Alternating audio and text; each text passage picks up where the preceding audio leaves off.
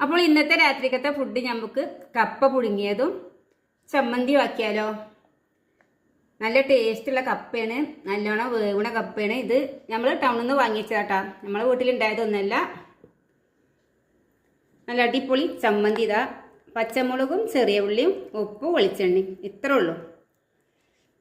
അപ്പം എങ്ങനെയുണ്ട്? സൂപ്പർ അല്ലേ?